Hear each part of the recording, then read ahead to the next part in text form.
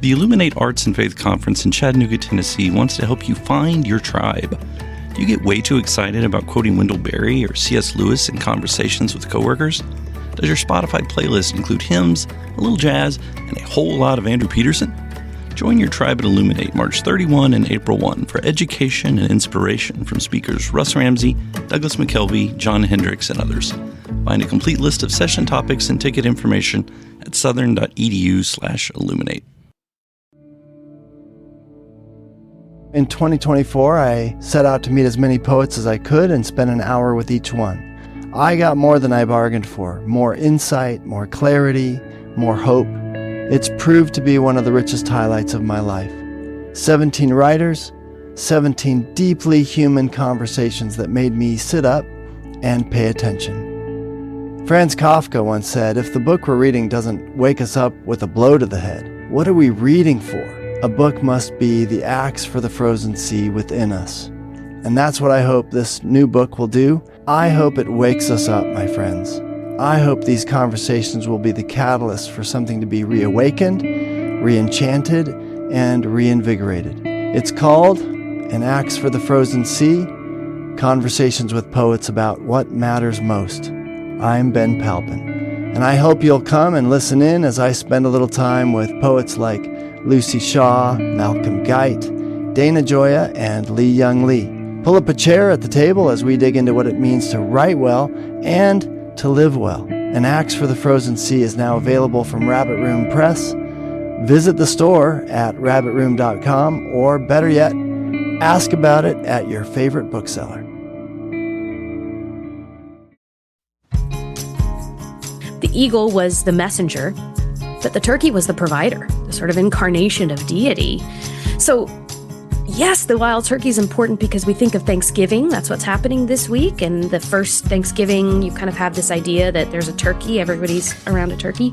But its significance there is only significant because of the thousands of years of its significance before that to the people who inhabited this land first. Welcome to the Habit Podcast, conversations with writers about writing. I'm Jonathan Rogers, your host. Leslie Eiler Thompson is a podcast producer and writer. Her work has been featured on Apple Podcasts, The Guardian, Nashville Public Radio, Christianity Today, Rabbit Room, and beyond. Her newest audio project, Niche to Meet You, is an investigative storytelling podcast about little-known niche interests and hobbies where we make and find meaning. One of the niche interests she has investigated is wild turkey conservation. Since it's Thanksgiving week in the United States, I thought it'd be fun and interesting to talk to Leslie about turkeys, podcasting, and her creative process. All right, Leslie Thompson, I'm so happy to have you on the Habit Podcast to talk about podcasting. Well, I am so happy to be here on the Habit Podcast to talk about podcasting. It seems apropos that we would be doing this. I've had people on my podcast who have their own podcast, but I've never talked to anybody about podcasting qua podcasting. Yeah. I've never talked to a podcaster qua podcaster. As an art form, as an actual written medium. Yeah. But I don't know. It makes sense. I do an awful lot of writing and storytelling. Yeah. So we'll get there. I do want to talk about podcasting as an art form, but first I want to talk about, we're releasing this Thanksgiving week because you have made yourself something of an expert on wild turkeys. I have, and I'm proud of it at this point. For a while, I felt a little haunted and tortured by it, but at this juncture, I'm pretty proud of my wild turkey fondness and that I've become synonymous. People text me with photos and videos of wild turkey sightings, and at this point, I'm really proud of that. Yes. Okay, so maybe we should frame this a little. You're a professional podcaster. You probably would have framed this just right, but I didn't. So you have a podcast called Niche to Meet You, That's in correct. which you do little mini-series on odd little niches of interest and the sort of subcultures that grow up around them. That's right. So That's right. So you mini started, I series think, and with the single game episodes. Warhammer. Yeah, Warhammer 40,000 was my first 4-part miniseries, a really deep dive. We talked to gamers and then 2 of the original creators. So I'll do a mini series on a certain subject that helps us get a lot further into it, but then we'll do single episode vignettes that's more, we're looking at more philosophical takeaways from a niche or a hobby. Okay. Yeah. So how did you, there's lots of things you could do a podcast about. How did you decide to do a podcast about niches and subcultures? Yeah. Well, one of my niche that I've said for years that, is the sort of icebreaker thing. When someone says, "What's something interesting about you?" My answer has always been, I follow dog sledding like it's football. I recite stats. I follow the races leading up to the Iditarod. I'm tracking the drama. At this point, I am friends with people in dog sledding communities in Alaska and Minnesota. And so I have my own sort of odd little known niche that I've invested in over the years. And I've been to the starting line of the 2020 Iditarod with one of the biggest legends of all time. I have immersed myself in this, and what I have identified in that niche is that there within any niche like this, you get into it, you open the door to it, you shut the door behind you, and all of a sudden you learn there's a universe which includes your legends, your outlaws, your languages, your rules, your dynamics, your structures that for any of these niche subcultures are present. But if you don't spend any time in it, it all sounds like gibberish and it all seems really, it's very confusing, but we each have it. And so I personally have had this as a part of my life, and I don't participate in it, by the way. I have stood on the back of a sled one time when the legend Lance Mackey needed to get something from his sled at the ceremonial start of the 2020 Iditarod, and I happened to be the person next to him, and he turned and looked at me and said, "Here, stand." And he told me to stand on his sled. So I have this awesome picture of me standing on Lance Mackey's sled. And so I became really curious and fascinated by other things like it. And during the pandemic, I think I just paid attention to these things a lot because I had a little bit more time on my hands. And, I went Frisbee golfing with a friend who started talking to me, and I recognized all these dynamics. She started mentioning these names, and she talks about these names that I would never have known, but he's some champion and whatever, and she has this, and he has this sponsorship, and there's this drama and I think I get so curious and delighted by that, and I've recognized it. And so for years, I've kind of latched on to these stories, and finally last year, just the right combination of them landed in a way where I said, I think I could actually do a audio project about this. And I have to tell you, I don't know where the niche to meet you phrase came from. I've stolen it from someone who said it to me once, and I did not make a note on who that person was. So I'm forever thanking the muse that inspired that title. But that's how I came to it, is just a recognition that we each have these corners of our universes that other people might not totally understand, but they will relate to if we frame it in the right way. Yeah, I like that idea that people that I don't understand Warhammer world. Actually, I never heard of Warhammer until I heard you mention Warhammer, or turkey hunting, or not. I'm sorry, wild turkey conservation is what I meant to say. Not Thank turkey. you. I appreciate that distinction. But as you said, we recognize something. I recognize and enjoy, and to a certain degree, to varying degrees, admire. The commitment of people who've learned who nerd out on things. Nerding out, yeah. And so I guess the question I'm trying to get around to is, when you say we understand, even if we don't know the details of a niche, there are things we understand. You've touched on it a little bit, but can you say more about what it is that we all already understand about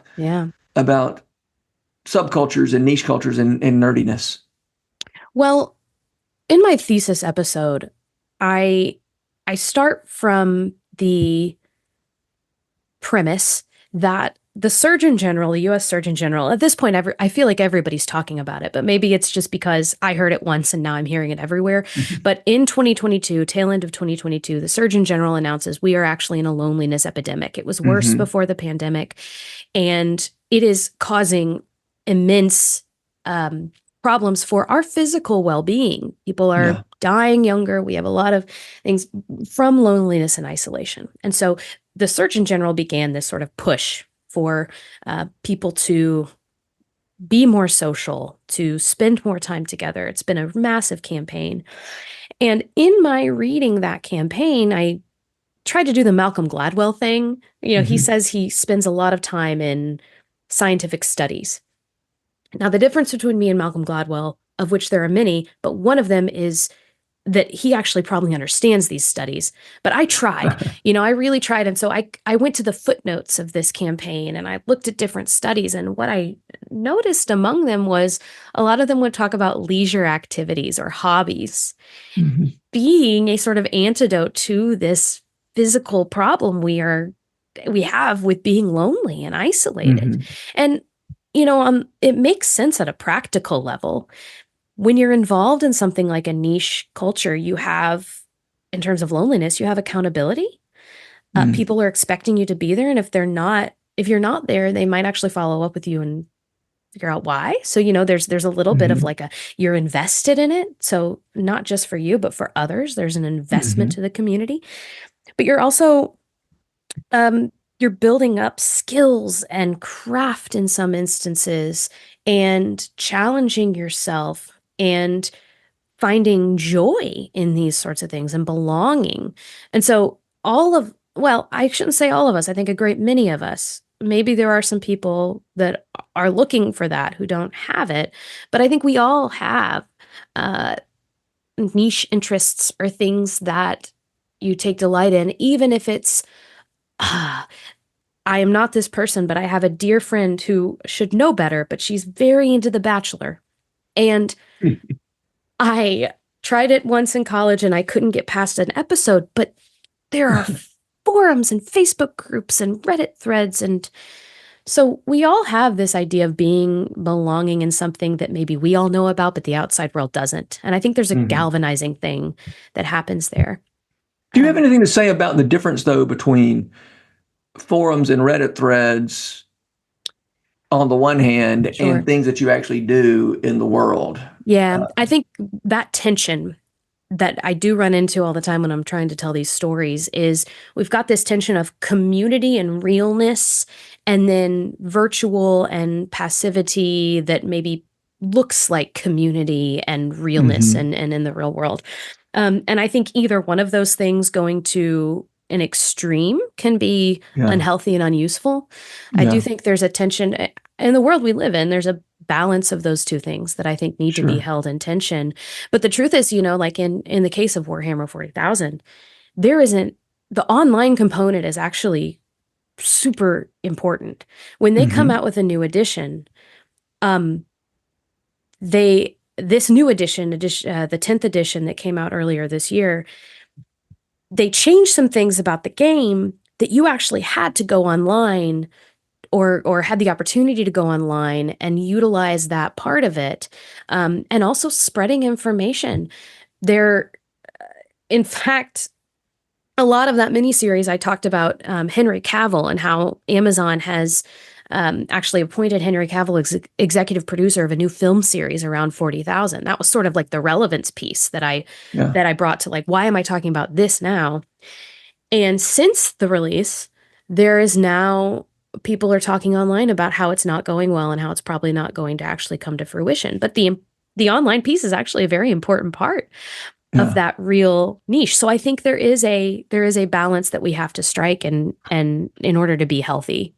Yeah. I mean, I run a membership site for writers that happens all online, and I struggle with that. I don't consider online friendship to be the ideal, but it's a whole lot better than no friendship. That's right. Well, and you have some of these niches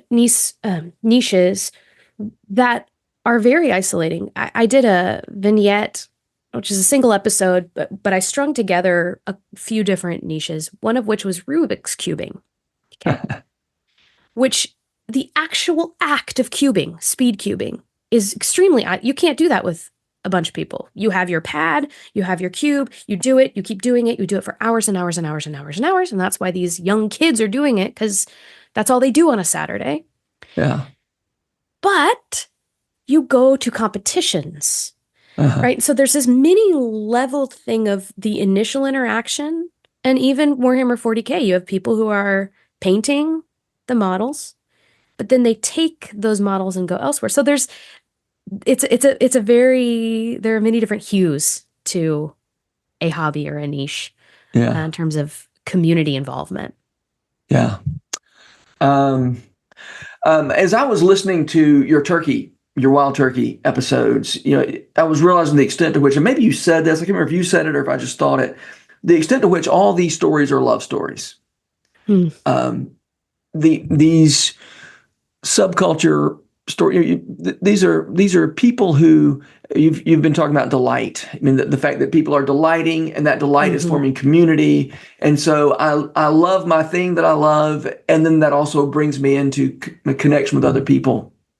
And I didn't realize it until I was listening to your podcast, how much of the things I love, especially documentaries, kind of fit that pattern. I mean, the King of Kong. Do you know the King of Kong video? I love the King of Kong. Isn't that great? Oh, and it's just what you're talking about. You said the dramas that happen in these little subcultures. And yes. And that's a pretty prime example. If you've seen King of Kong, where you know who the villain is, and you know who the hero is, and you know who the guide is. And there are all these tropes of storytelling and character development that are so present, and they're all real. It's all real. They're all real people. Yeah, but you're hitting on something else I think is really interesting. Stories, fiction is compelling for the same reason that life is compelling, right? When we make up stories, we say things like, isn't it amazing how life imitates art? You got the villains. And all. Well, yeah, that whole dynamic of the villain and the good guy in the King of Kong, real story. Well, that's just the way the world works. I mean, that's right. The things that work in fiction, they work because that's the way the world works. Right. And character tropes are built on reality. That's exactly right. Or maybe just heightened reality a little bit. But I was reading, I confess, okay, I've only read half of this book because I have a very meticulous way in which I digest books, Jonathan. Okay. And that is that my morning time is all nonfiction, but right before bed is where I stick my fiction. But also right before bed, if it's too troubling, then I don't sleep. So all that to say, Demon Copperhead, Barbara Kingsolver. I started in on Demon Copperhead, and it's still sitting on my shelf half read because I just was getting into some parts that I just felt really troubled by. And that's not a critique on her writing. It was just right before bed, my brain took it to places it doesn't need to go to. But I've spent time in Appalachia, and I've met people who are very similar to these characters, and they're not actually that heightened. But good storytelling can point things out and can shine a light on things that is just kind of real life, but that compels us into greater meaning, greater messages. Yeah.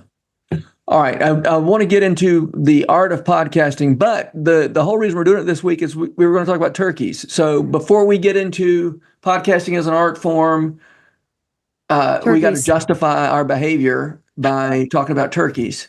So what do you got? Tell me something surprising about turkey. I don't know. The floor is open to turkey talk. Well, turkey. Let's talk turkey. Here's what really blew my mind in the whole turkey thing. Now that I'm several months ahead of or out of it, I think I was very surprised to learn how important a turkey is to our culture, particularly as Americans, and the symbolism of the turkey.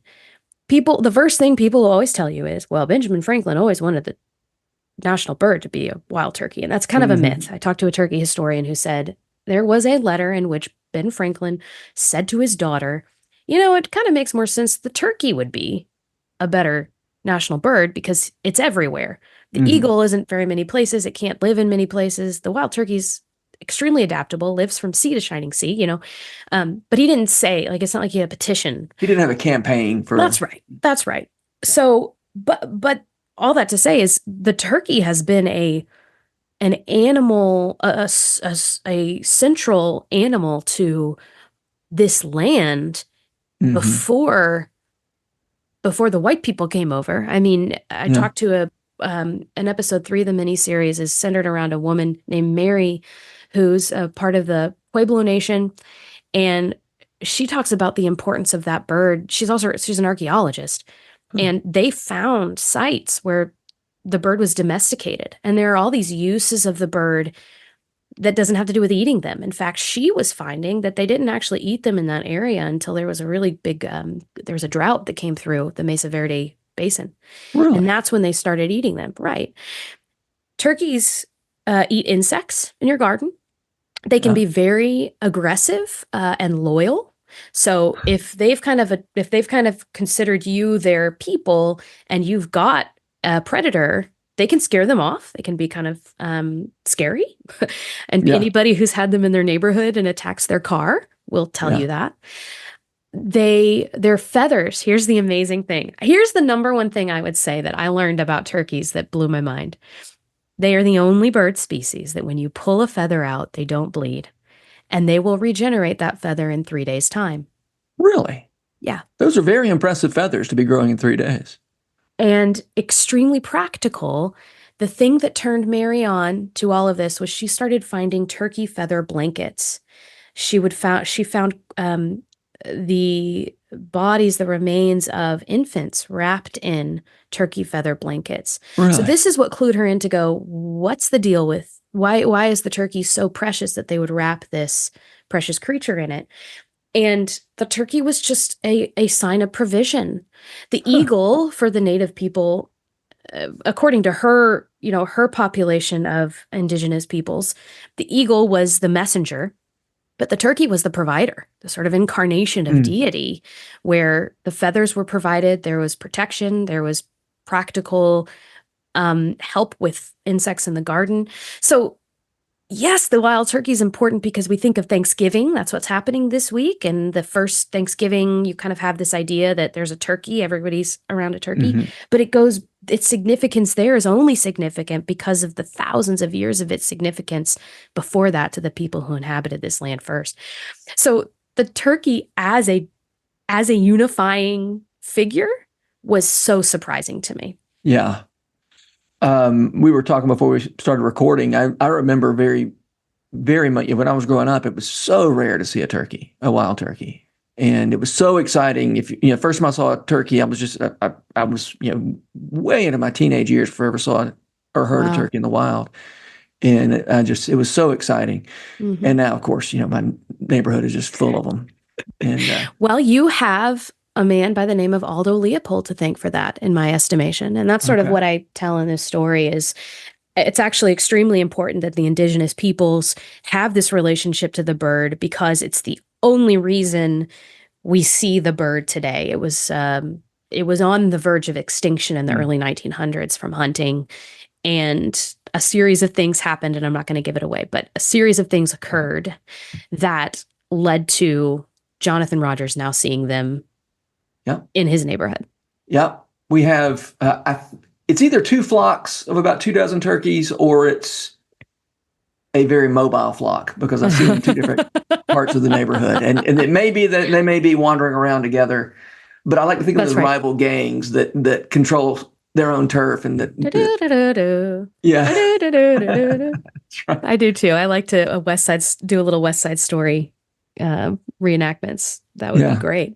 I love that idea. And I was also super interested in this idea that when you create, or when the conservationists, many of whom were hunters or were funded by hunters, when they restored habitat that's suitable for turkeys, that was a benefit to all the other. Yes, that was also one of because what I couldn't figure out, the reason why I came to this story was that I saw that there was a whole Wild Turkey Federation convention happening in Nashville. Mm-hmm. And I'm a little bit brown. I am bound by some logistics in that I can't really travel. I don't have budget to travel. So I'm looking Mm-hmm. around in Nashville to decide what I want to do and find this convention. That sounds like a good use of a Thursday. So, but I couldn't figure out why does the turkey have this entire subculture built around it? Mm-hmm. And when I talked to the official spokesperson for the NWTF, that was one of the first things he told me, is that because turkeys are so adaptable, Mm-hmm. if you start taking care of their habitat to get more turkeys, the whole ecosystem has to become better. Yeah. And you start to see benefits for the whole ecosystem. So Yeah. that's why the turkey has become such an important part of conservation. Yeah. I'm sure you've seen the video of what happened in Yellowstone when they reintroduced wolves. You seen that? No, I haven't. Please tell Oh, me.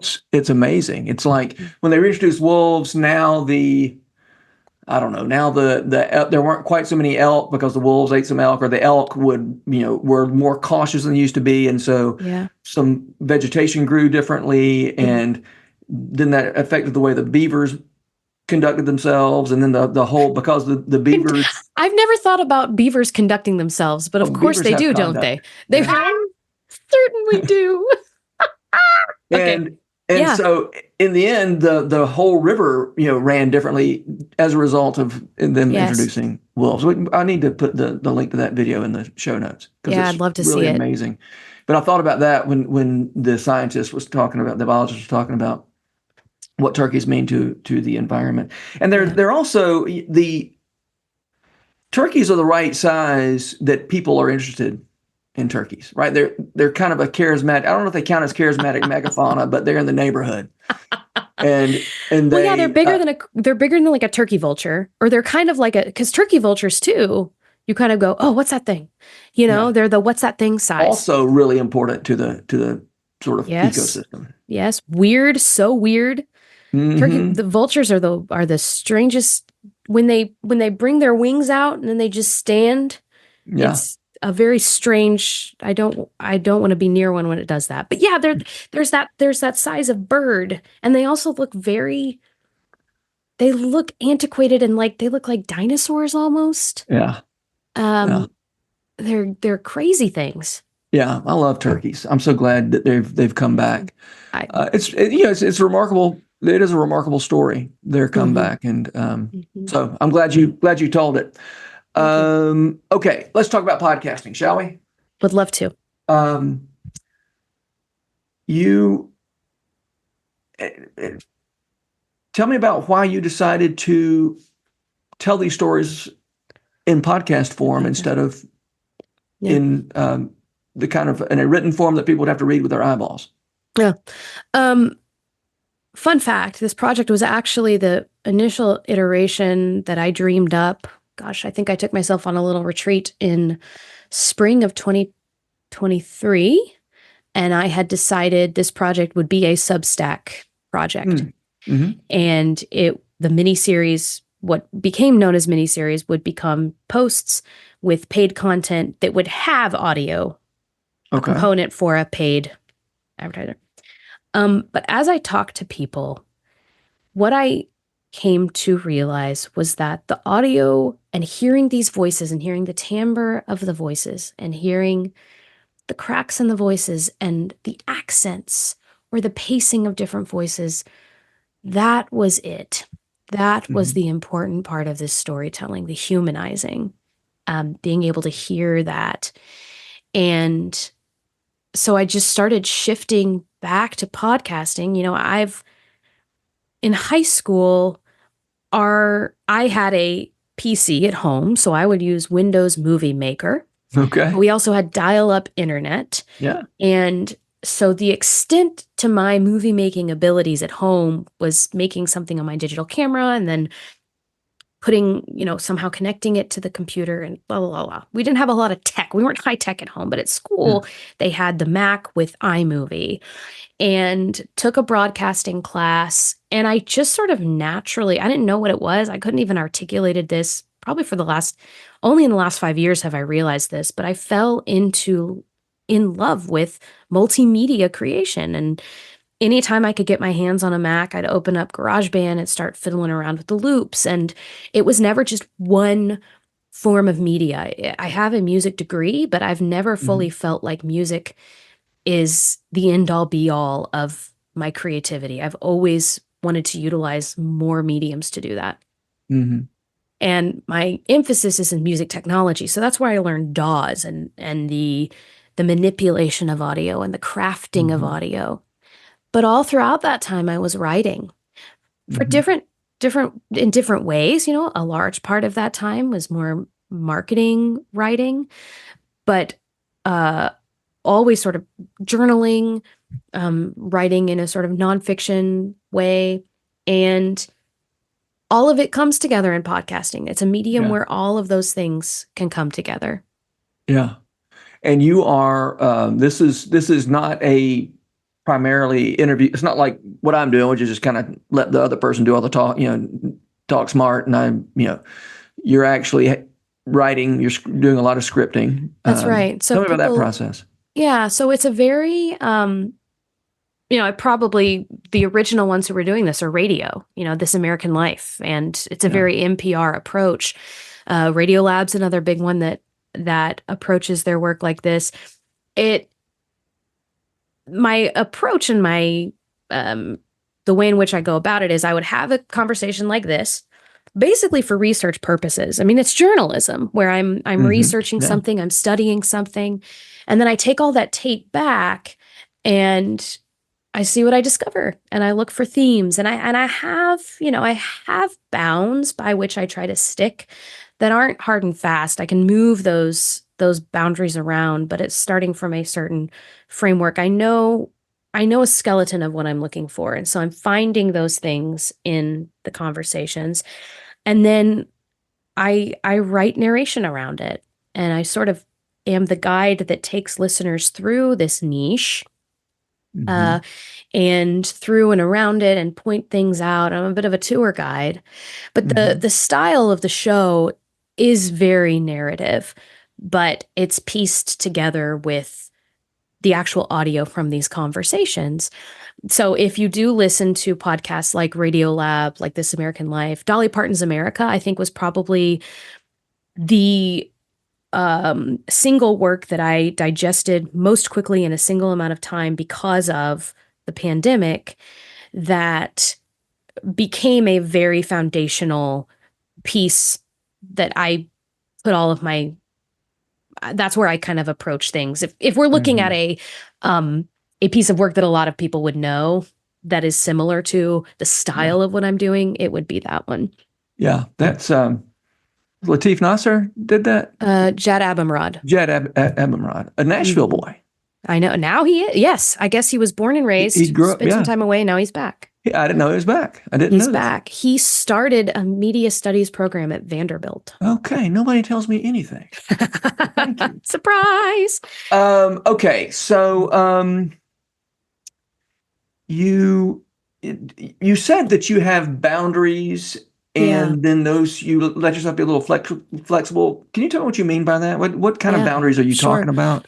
Well, the miniseries, I developed this structure, this framework, where each episode accomplishes a certain thing. So no matter what the topic is or the niche is, the first episode is always going to be a sort of flyover, let me orient you to what this thing even is. And then the second one is always going to be, here are the people. And this is where I throw you into really understanding the people that do it. Third one is where it came from, the origins. So we get into history. If they're still alive, I really want to talk to the people who are kind of there at the beginning. Yeah. And then the end is the relevance. Why does it matter? Yeah. So with that framework, then I can place the different audio clips and the sub themes into that framework. But it's so helpful to have those bounds for me when I approach 15 interviews that are each an hour plus each. It can be very overwhelming. So without that boundary for me, I would be completely lost. Now, the single episodes, that's where I get to have a little bit more fun and give and take, where I just get to look at a conversation I've had with somebody. I've got an episode coming out at the end of this week, so this will be in October, about dog agility. And I just spent an hour at someone's house talking about it, and then they did some of their stuff for me. And about a week later, there was an audio contest announced for a 3-minute piece that involved a dog, the color blue, and some sort of exclamation. Those were the only 3 things, and it had to be 3 minutes. And it just so happened the tunnel that Toast ran through was blue. There's a moment where we scream, and then, of course, Toast is the dog. So I made a 3-minute piece based on that audio, and it was such a helpful practice to just get down to what's the story? What's the story in 3 minutes? What's the most important part of the story? And so from there, I've actually expanded it. The full episode's going to release, fill 15 minutes later this week. But I think setting boundaries are very important, so you know how to play in them. Yeah. I have a very agile dog. I wonder how I could get into that subculture. There are classes. Okay. There are classes you can take, and people Because the dog probably has to also be smart and trainable. Let me tell you, I love Toast, the dog, very much. Smart is not a word I would use for this interview subject. Okay. Toast is tenacious, but you can be tenacious and not very intelligent. Yeah. Okay. I would know firsthand. That is that needs to be somebody's writer mantra. You can be tenacious without being intelligent. You don't have to be the smartest person in the room. I know. All right. So we are in Thanksgiving week when this releases. So we're coming up on Christmas time. You've got a Christmas series coming up. That's right. Starting on St. Nicholas Day, which is not December 25th.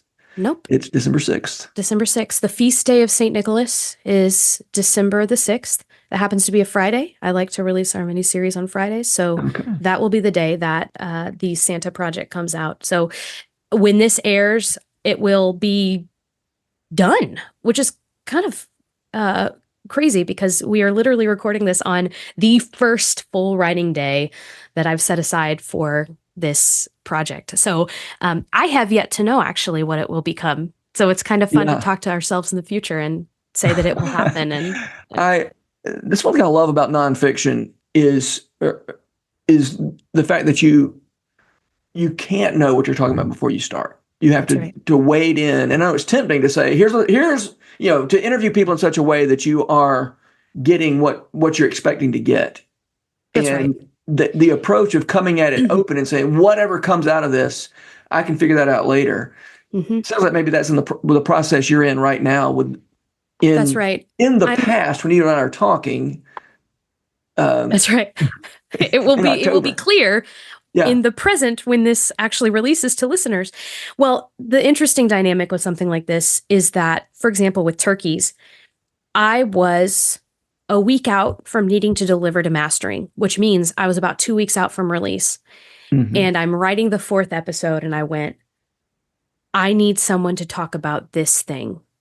So I furiously Googled the thing I needed to search. I found the expert. He agreed to talk to me the next day. I get the interview. I get exactly what I'm looking for. But up until delivery to mastering, I was still doing research and interviewing to get the thing that would make it delivered, that would land in the right way in listeners' ears, and that I could back up my arguments in a way that was substantiated, that I wasn't just making things up. And so I'm at the place with Santa currently in October where I'm expecting I will probably have 5-ish more interviews by the time it actually releases on December 6th. So it'll be interesting to see. I do have a general idea of what I'd like to do, where I'd like to go, the story I'd like to tell, but I'm expecting to be surprised, and I'm optimistic that I'll be surprised because there always comes a moment when you're about there's a really great book called Out on the Wire. It's actually a graphic novel.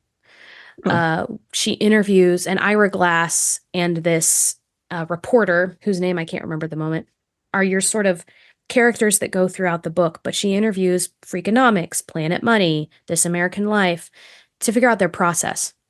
Uh-huh. Brilliant book. I think it would be really great for any writer, actually. Yeah. But they talk about the idea of Planet Money has this idea of the German forest where honestly, at this moment, I can't remember why it's German specifically, but you're lost in this forest and you can't see the forest from the trees. You can't get out. The only thing you can do is just keep walking, and you will start to see the light of day behind the trees. And I come up to those moments so many times. Now, an important part of my team, and I want to make sure I mention him, Chris Thiessen, I call him my editor. He's an editor in the sense of he doesn't come into the forest with me. The whole point of his role is to stay outside the forest. So when I have those moments, I can send a flare up and he can see it. And I will typically send him my scripts and say, okay, you don't see all of these interviews that I've done. Does this make sense to you as a listener? And we have a very trusting relationship where he can be hypercritical without it hurting my feelings and breaking me down. And he's able to tell me if something makes sense or if this wasn't fleshed out enough. So having that blind spot checker that is not where you are to get you out of the forest is very helpful. So I look forward to knowing that those times are coming ahead for the Santa story. Sometimes when there have been, I don't do this kind of work anymore, but I used to help with things like it might be a proposal for an NIH grant or something like that. And I always said, one of the things I bring to this project is ignorance, because I don't know. You specialists in cancer research are trying to communicate to grant readers who don't have your specialty. That's right. To the degree that you do, and so we're going to figure out how to communicate this to me. And ignorance is so valuable. So valuable. I rely on it, and it's truthful. The ignorance will point out truth. In fact, just the other day I had a conversation in which somebody said, well, I don't quite understand this thing that you've said. It was a different project. And I got so angry because I was like, I feel like I'm screaming this and I can't scream it any louder and I'm going hoarse. And they were like, well, there's some sort of miscommunication because we're not hearing it. Yeah. And that ignorance said in the right way, in the right context, and being able to hear it is such an important part of the creative process. Yeah. Yeah. When you say that Chris you can receive really harsh criticism from Chris Thiessen. Yeah. Are you saying there's something unusual about y'all's relationship, or are you just a person who's pretty good at receiving criticism in the creative process? Like, are there other people that you can? I would say that is true. I grew up doing theater and I grew up doing competitive speech. And so I would get critiques of my work constantly. In fact, our school productions, my mom would sit in every rehearsal, and on the drive home, she would have notes for me that our theater director wouldn't have had. So I grew up and I've been in voice lessons since I was 6. So in fact, Simon Cowell's my favorite judge on American Idol because he's honest, and honesty makes you better. And so I do think I have a good disposition for hearing criticism, and that's after, at this point, I guess, decades of receiving it and wanting it because it did make me better and it changed my approaches, or reading it and going, no, they missed something. They clearly missed something. I don't think that's actually going to make me better. I think that was just criticism that's not founded in truth. Yeah. And the founding in truth is the part that's why Chris and I work really well together. We've worked together for many years in different capacities, but we both know where each other stands in terms of what's important, what kind of truth is important, or how are we expressing, how do we express this truth in the way we want to express it. We talk a lot about like Switchfoot. Okay. So Switchfoot's approach, Switchfoot is talking about very deeply spiritual truths and philosophies, but their approach is in a way that isn't exclusive, right? They have this very, they exist in a lot of different worlds. And Chris and I grew up on Switchfoot. We love Switchfoot. We have bonded over Switchfoot. And so we both have a way in which we want our work. We are both come from Christian traditions. We're practicing Christians. we have a way that we want that work to exist in the world, and we're on the same page about that. And because of that, we are able to work well together, and we know how we'd like for that to look in the world. If that makes sense. I just did a lot of rambling, but No, it makes sense. I get it. I get it.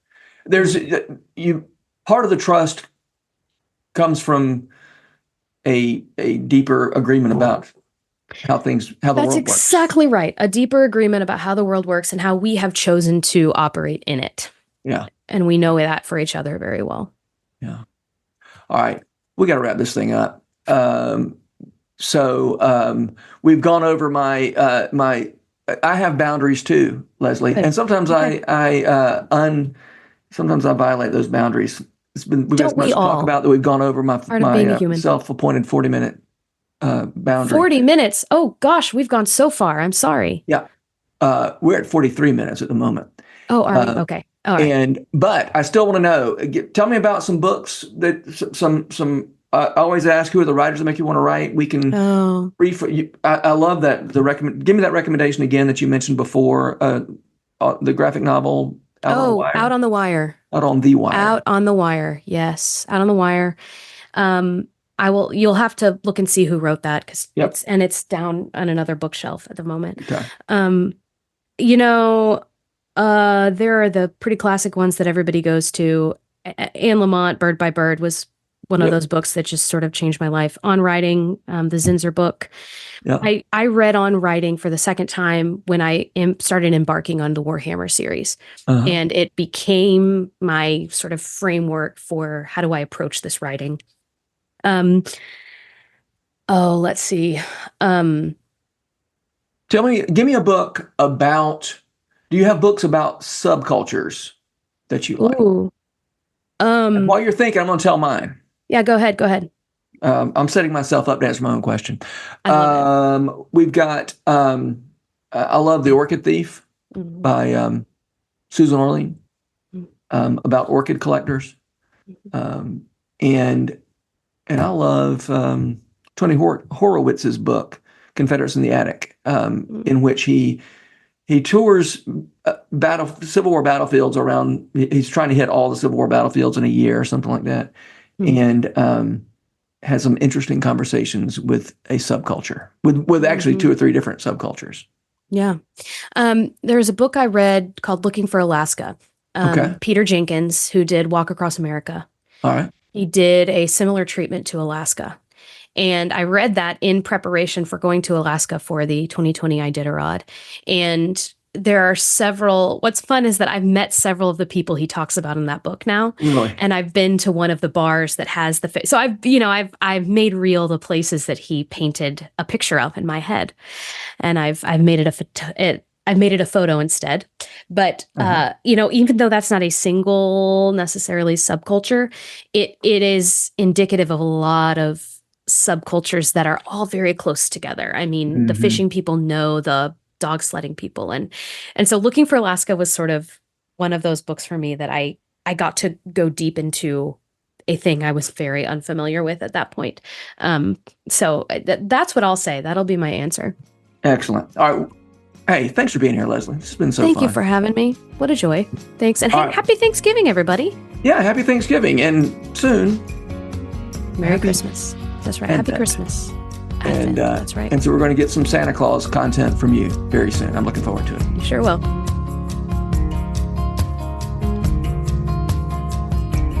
The Habit Podcast is brought to you by The Rabbit Room, where art nourishes community and community nourishes art. You can support their work, including this podcast, by becoming a member. Visit rabbitroom.com/membership. Special thanks as well to Taylor Leonard for letting us use her song Diamonds as the theme music for the Habit Podcast. You can learn more about Taylor and follow her work at taylorleonard.com. The Habit membership is a library of resources for writers by me, Jonathan Rogers. More importantly, The Habit is a hub of community where like-minded writers gather to discuss their work and give each other a little more courage. Find out more at thehabit.co.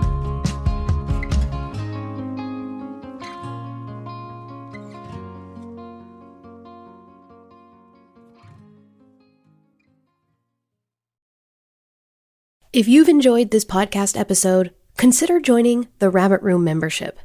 Your membership helps sustain this community, funding everything from publishing and podcasts and theater productions to events and programs that support artists who create with a Christ-centered vision.